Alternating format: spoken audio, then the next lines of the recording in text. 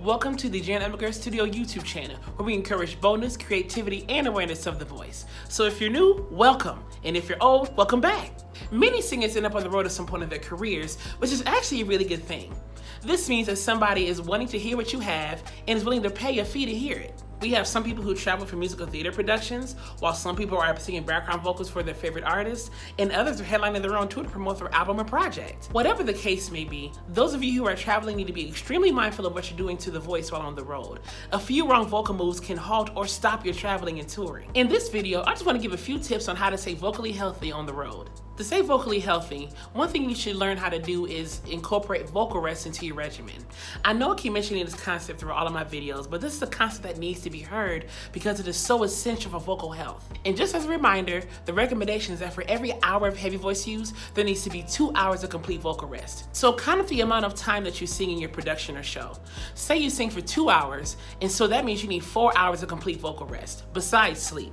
So let's get real for a second. The allotment of time that is really needed for vocal rest is sometimes not possible. So to help remedy this issue, when you're done singing in the production or show, take 20 to 30 minutes of complete silence right after the show and be by yourself and rest your voice. That means no talking. When the voice is in use, the vocal folds get swollen because they're in use and they're in motion. So taking that time to rest right after you're done with the production or show will be essential to keeping your voice healthy long term. Another way to keep your voice healthy while on the road is to purchase a steamer. While you're on the road, you run into all types of climate changes and weather changes and every other kind of changes you can think of. These changes in climate and weather, not mentioning the use of the voice, can be hard on the voice. So to help with that issue, purchase a steamer. Steam is the only form of water that can reach the vocal folds on contact. Drinking water right before the show really doesn't help any. You can find these steamers at Walmart or Target or most other department stores. However, I prefer Target because Target is life. Having a humidifier will help as well. And though steamers and humidifiers are very similar, they're actually a little different. Keeping a humidifier on at night will help keep the climate of your voice a tad more regulated.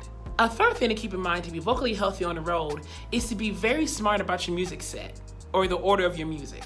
Now, if you're in a Broadway production, this tip may not be able to be implemented as easily for you because you're not in control of your music. So, because you're not in control of your music, this is all the more reason to make sure your technique is solid so it works in your favor and you stay vocally healthy.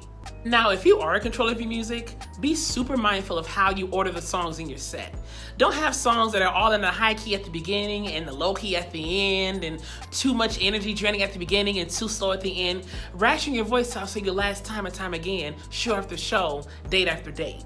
But this tip actually needs to be thought about when you're writing the songs in the first place. Every song you write came at the top of your range or at the bottom of your range. Ration your voice out even then, so then when you want to implement your music set for touring, you're not killing yourself vocally every time you sing these songs. I'm not saying forget your artistry and your set or your music. Of course, be yourself as an artist. All I'm advising is to be smart vocally so your music set isn't killing you vocally every night.